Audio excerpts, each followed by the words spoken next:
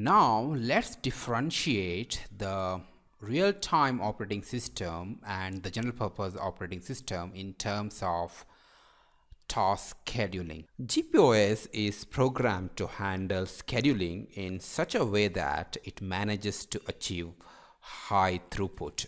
Here, throughput means the total number of processes that complete their execution per unit time.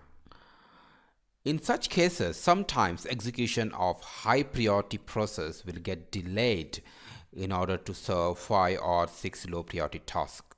High throughput is achieved by serving 5 lower priority tasks than by serving a single high priority one. So if 5 or 6 low priority tasks are waiting to run, so then it will delay the high priority task and it will allow the lower priority task to run, because in order to maintain the higher throughput. So in a GPOS, the scheduler typically uses a fairness policy to dispatch threads and processes onto the CPU.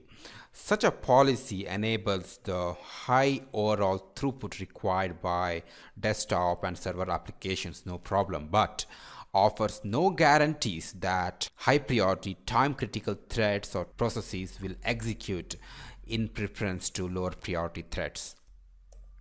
On the other hand, in RTOS, threads execute in the order of their priority. If a high priority thread becomes ready to run, it will take over the CPU from any lower priority thread that may be executing. Here, a high priority thread gets executed over the low priority ones. All low priority thread execution will get paused. A high priority thread execution will get override only if a request comes from an even higher priority thread.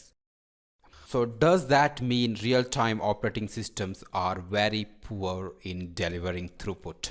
The fact is, real-time operating systems may yield less throughput than a general purpose OS, because it always favors the high priority task to execute first. But that doesn't mean it has a very poor throughput, because these two operating systems, that is GPOS and real-time operating systems, are used entirely in different scenarios. The GPOS is always loaded with heavy processes and more processes, but a real-time operating systems most of the time is loaded with less number of tasks.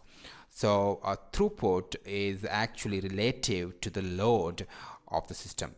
A quality RTOS will still deliver decent overall throughput, but can sacrifice throughput for being deterministic or to achieve predictability.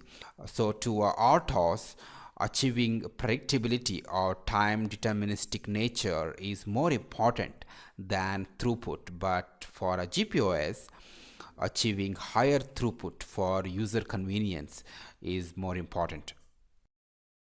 Alright, so in the next lecture, let's see a difference between RTOS and GPOS in terms of latency.